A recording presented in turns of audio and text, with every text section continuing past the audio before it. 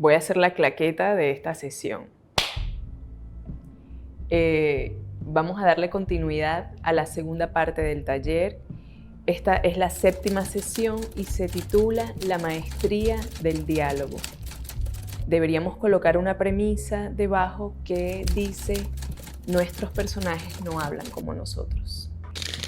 Siempre estoy muy ansiosa de llegar a este momento, el diálogo narrativo, porque de hecho cuando comienzo mis talleres me gusta empezar por este aspecto de la narración.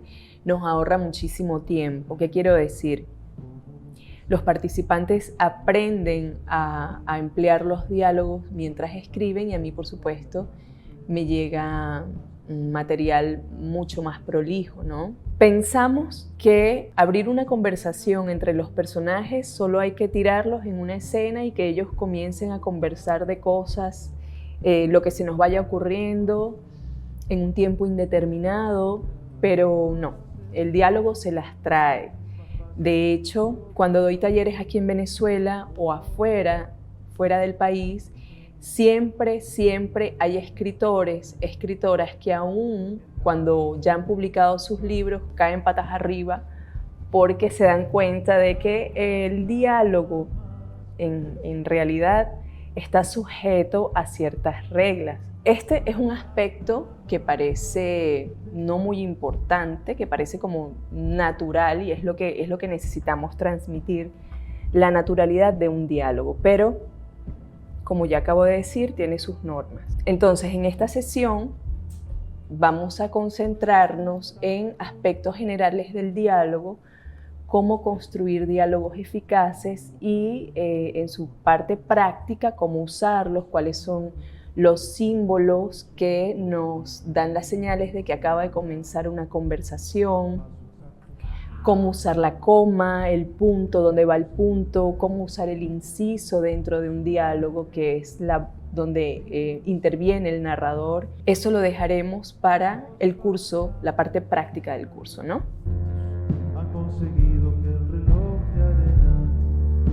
Considero muy importante que los autores y las autoras que quieran emprender este oficio en serio conozcan los instrumentos de trabajo, ¿ok?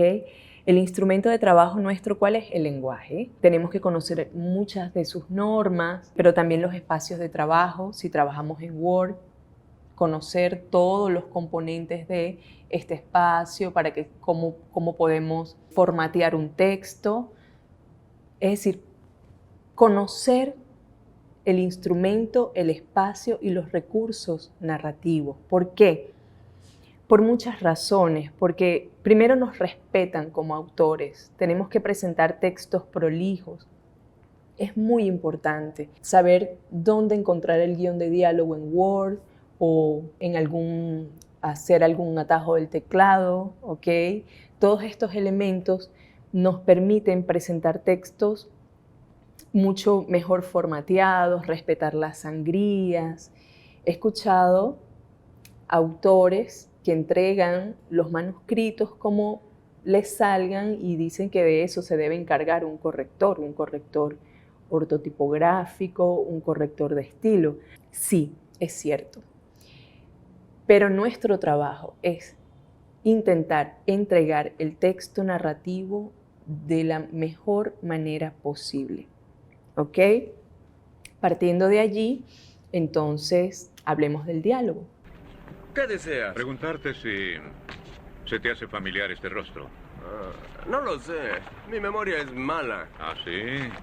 Tal vez esto te refresque la memoria. No lo sé, aún no lo recuerdo. ¿Qué te parece esto? Sí, ya me acuerdo. Lo veía por aquí. ¿Por qué quieres saberlo? No te lo diré. Tal vez esto ayude un poco. No creo que deba decírtelo. ¿Aún crees lo mismo? De acuerdo, su nombre es Norbert, de la policía. Él no era policía, era traficante. ¿Qué? Es verdad, era traficante. Asquerosa basura, te voy a hacer tragar lo que dijiste. Está bien, está bien. Trabajaba en Embarques Ludwig. Trató de venderle oro de mis muchachos, lo juro. ¿Y qué vas a hacer al respecto, policía? ¿Por qué iba a decírtelo? Tal vez esto ayude un poco. El diálogo pertenece a la naturaleza o a la región de la interacción de los personajes. Todos sabemos que cuando se abre un guión de diálogo, allí hay personajes conversando. El diálogo también tiene funciones muy específicas. El diálogo dinamiza la narración, ¿ok? Aporta información importante sobre lo que están pensando nuestros personajes, qué sienten, qué opinan. Esto lo sabemos, pero además apoya la narrativa, ¿sí? Apoya al narrador en todo caso. Y oxigena nuestros párrafos. He escuchado a adolescentes, jóvenes quejarse cuando comienzan a leer 100 años de soledad, por ejemplo, ¿no? Y dicen, aquí no hay casi diálogos. Es agotador y es verdad, ¿no? Eso tiene un propósito, ¿no? Cada escritor usa los diálogos a su manera y forma parte importante también de su estilo literario, ¿no? Sabe cuándo usarlo. Pero sí me he dado cuenta de que a veces estamos buscando un diálogo como buscando una silla a ver dónde nos podemos sentar a descansar, ¿no? Es decir, el diálogo oxigena también la narración. Por otro lado, como es natural a los personajes, pensamos o los tratamos a la ligera. ¿Ok? Entonces, en esta sesión vamos a hablar un poco de las consideraciones generales del diálogo narrativo y en una segunda parte, más práctica, en contacto ya directo con el grupo, vamos a hablar de todas las reglas a las que está sujeta la construcción de un diálogo narrativo. ¿Ok? Por ejemplo, cuál es la señal, que no es el guión de numeración, de separar números o hacer numeraciones, dónde van las comas, cómo usar los incisos, cómo termina un diálogo, dónde va el punto. ¿Ok? Eso lo vamos a dejar para la parte práctica. Hoy quisiera más bien que aprendiéramos a usar los diálogos con eficacia. Cuando comenzamos a escribir nuestro primer texto narrativo, nuestra primera novela, los diálogos suelen estar como dominados por una incontinencia comunicativa. Esos personajes hablan hasta por los codos, introducen conversaciones a veces pesadas, se ponen reflexivos y parece que tienen siempre la obligación de decir algo interesante y no es así. Es decir, vamos a partir de la siguiente premisa. Los personajes no hablan como nosotros.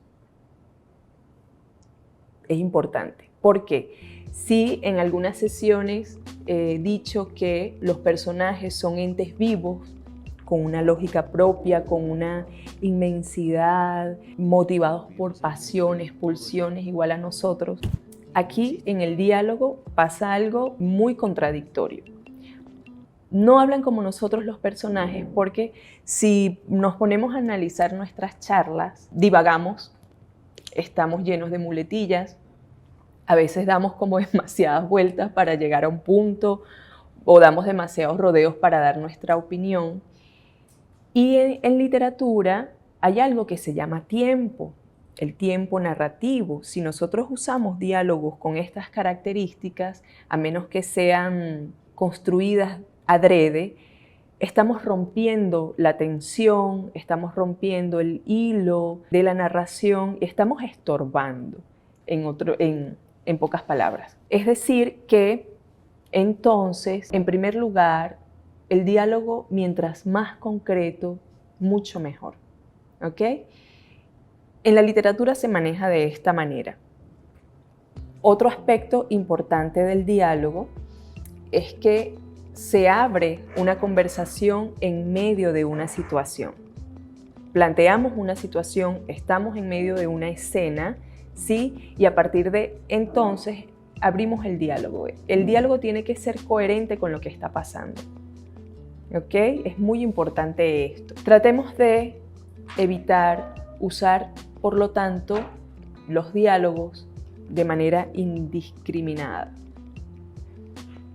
Que sean concretos, diálogos concretos, que sea información precisa, eso es otro aspecto de lo que quiero hablar. Tengo aquí algunas señales, más bien algunos errores que hacen que nuestros diálogos nos arruinen una novela, ¿no?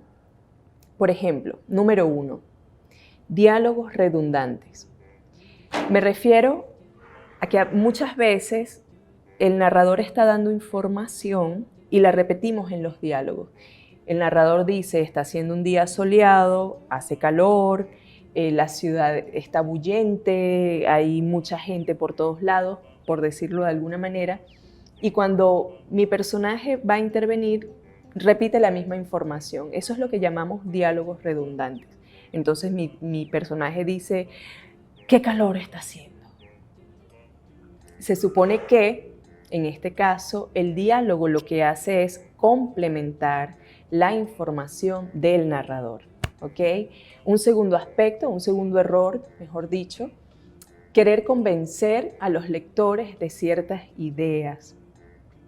Usar los diálogos, ya lo mencioné, en largas reflexiones filosóficas, pesadas, religiosas, políticas, espirituales. El diálogo no es precisamente el lugar adecuado para desarrollar ni el argumento ni los grandes planteamientos de una novela. Son extractos muy pequeños y muy puntuales de comunicación entre mis personajes. Si yo quiero profundizar en un planteamiento, bueno, vamos a hacerlo fuera del diálogo. Otro error que solemos cometer cuando estamos escribiendo nuestra primera novela es pensar que mientras más hablen los personajes, mejor se explican.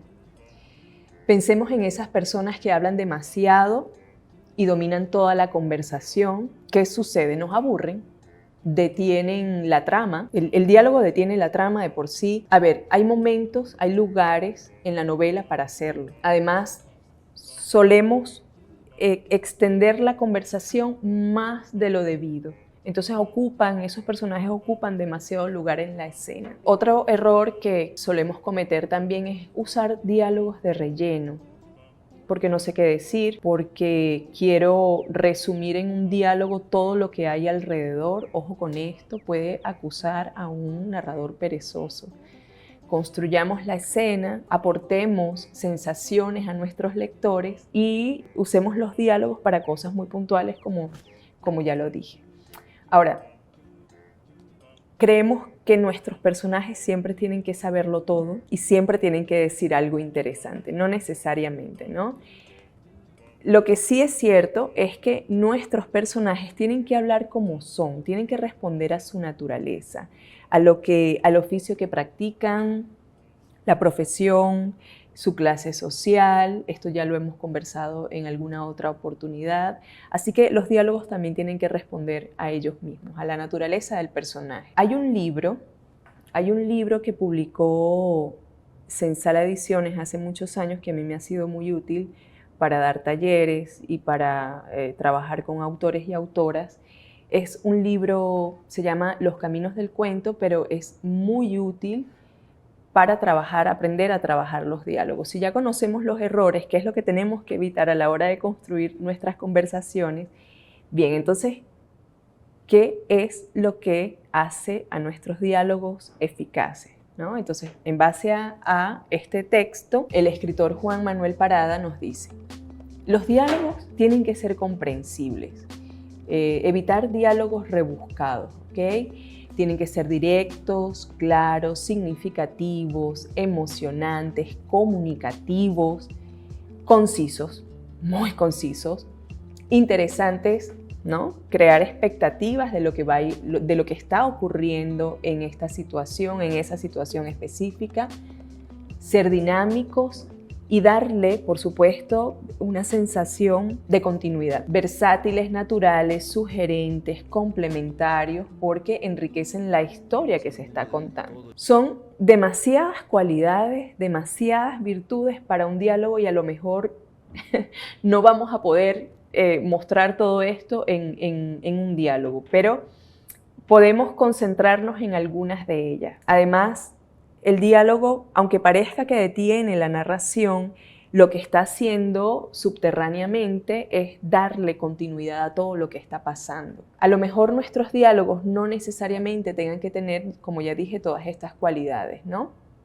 Hay un cuento de Juan Rulfo que me parece un maestro del diálogo, se llama no oyen ladrar a los perros. Yo voy a mencionar algo muy específico de este cuento. Casi todo el cuento está ocupado por una conversación.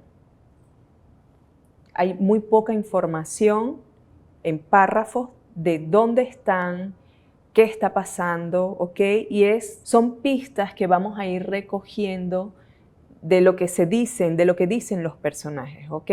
También podemos jugar a componer escenas y momentos narrativos a partir de diálogos, pero por supuesto con ciertas intenciones. Una intención comunicativa, qué es lo que queremos decir, también qué es lo que queremos ocultar, ¿no? Por ejemplo, este cuento de Juan Rulfo comienza de esta manera. Tú que vas allá arriba, Ignacio, dime si no oyes alguna señal de algo o si ves alguna luz en alguna parte. El narrador todavía no ha intervenido, así que el diálogo nos va a ir sirviendo para hacernos una idea de dónde están los personajes, ¿no? No se ve nada. Ya debemos estar cerca. Sí, pero no se oye nada. Mira bien. No se ve nada. Pobre de ti, Ignacio. La sombra larga y negra de los hombres siguió moviéndose de arriba abajo, trepándose a las piedras, disminuyendo y creciendo según avanzaba por la orilla del arroyo.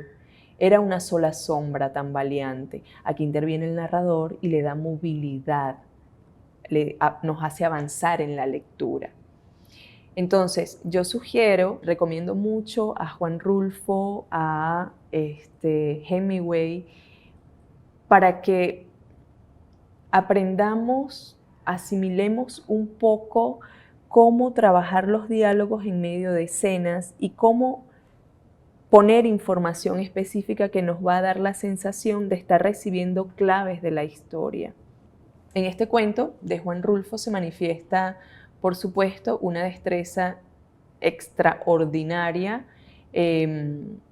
Nos da lo que yo acabo de mencionar, la sensación de ir avanzando, ¿ok? Es lo que tenemos que hacer, ir avanzando, dando una sensación de progreso, de continuidad en la narrativa, y todos los recursos que nosotros empleemos tienen que estar al servicio de esta continuidad. Entre ellos, los diálogos. En todo caso, emplear diálogos en nuestra narrativa es una decisión estética nuestra. Solo nosotros decidimos si vale la pena o no incorporarlos. La premisa más importante de toda esta sesión en cuanto a los diálogos narrativos pudiera ser: emplea los diálogos solo cuando sean útiles. ¿Sí? Claro, esto puede ser mi forma de trabajar. Hay muchos autores, hay muchas autoras que le dan al diálogo un valor distinto, y eso es maravilloso, ¿sí? Porque hay muchas maneras de escribir. Debe ser porque como escribo cuentos, entonces estoy obligada a aprovechar muy bien los recursos. Chiabrando, este texto, que ya lo he empleado en algunos momentos del taller, dice respecto a los diálogos lo siguiente, ¿no? En primer lugar, los diálogos no deberían aparecer de manera aislada o inconexa. Es lo que dije anteriormente. El diálogo se produce dentro de un contexto. Hay una escena que lo avale, ¿no? Hay una situación que lo justifique además. Por otro lado, también dice, con la aparición de los diálogos comienza a tener una enorme importancia lo no dicho, lo impalpable, lo oscuro. En los diálogos se puede estar diciendo una cosa para no decir otra. Dos personas hablando de marcas de autos pueden perfectamente ser dos personas a punto de atacarse. Un matrimonio hablando de cuestiones domésticas bien pueden ser dos personas que se odian, pero que no tienen valor de decírselo. El diálogo es un arma que, si se desenfunda, cuesta volver a colocar en su sitio, pero desenfundada exige atención. Por otro lado, los diálogos no deberían ser utilizados para decir lo obvio, esto también lo acabamos de demostrar, lo ya explícito, lo que ya sabemos, tampoco para que el lector sepa de los personajes vida y obra, ni mucho menos para que se expresen sobre todas las cosas que pueblan el universo. El diálogo es un instrumento que debe ser dosificado para que mantenga su valor. Los diálogos también remiten a la condición social y emocional de los personajes, ¿no? Tienen que ser coherentes con los personajes. El habla es el equivalente al personaje. Alguien que utiliza la palabra iconográfica se distancia inmediatamente de alguien que conjuga mal los verbos, tanto en la vida como en la literatura. Es la misma luz y el mismo prisma, pero el resultado es diferente. Y para finalizar, este me gusta mucho en especial, el sonido de las palabras implica la existencia del silencio. Esto ya es más abstracto. En los diálogos literarios, el silencio puede tener más valor que la más impactante de las declaraciones. Un personaje que no contesta a una pregunta expresa un altísimo grado de fastidio, odio, vergüenza. Las frases unidas por balbuceos, las frases incompletas o las frases elusivas tienen el valor de una bomba de tiempo. Resulta uno de los aspectos más complejos de aprender a trabajar. Parece mentira, porque nos dan la sensación como de ser tan naturales y al contrario, aprender a manejar con maestría los diálogos requiere de esfuerzo, requiere de tiempo, requiere de escribir y escribir y escribir, y es una de las cosas que terminan o dilatando o arruinando o exagerando una escena, ¿sí? Y nos hace perder el centro de lo que está sucediendo. Siempre nos debemos preguntar, ¿qué es lo que quiero revelar? ¿Qué quiero aportar? ¿Qué valor que está implícito en esta trama quiero resaltar? No es un recurso aislado e inocente el diálogo. Cada vez que se abre una conversación en nuestra narración, el diálogo tiene un sentido muy importante. Por eso debemos aprender a manejarlo. Hay algunas cosas que vamos a ir aprendiendo a través de la escritura y otras que aprendemos implícitamente en los procesos de lectura. Pero hay una diferencia. Cuando vamos a escribir, cuando estamos construyendo un texto narrativo, el abordaje de un libro cambia inmediatamente. Es decir, es muy distinto leer como lector y leer como escritor o escritora, ¿vale? Porque el escritor ya necesita aprender sobre esos rasgos muy distintivos de la narrativa. Se hace más consciente.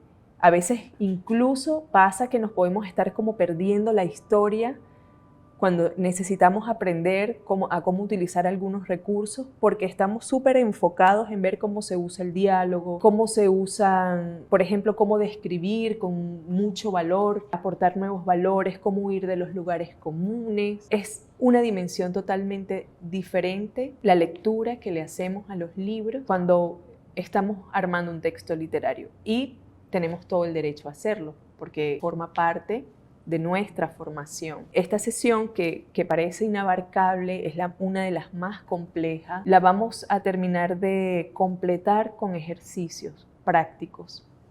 No hay otra manera de aprenderlo, ¿no? Sabemos, por ejemplo, que hay varios tipos de diálogos. Hay diálogos directos, indirectos, una mezcla de ambos también, un estilo libre en el que el narrador toma la voz de sus personajes y lo ilustra en los párrafos. Todo esto que estoy diciendo, ya para finalizar esta sesión, es imposible que lo transmita si no tengo a la mano, digamos, como un espacio para trabajar directamente con el grupo. Entonces, dejemos esta parte de la sesión para la práctica.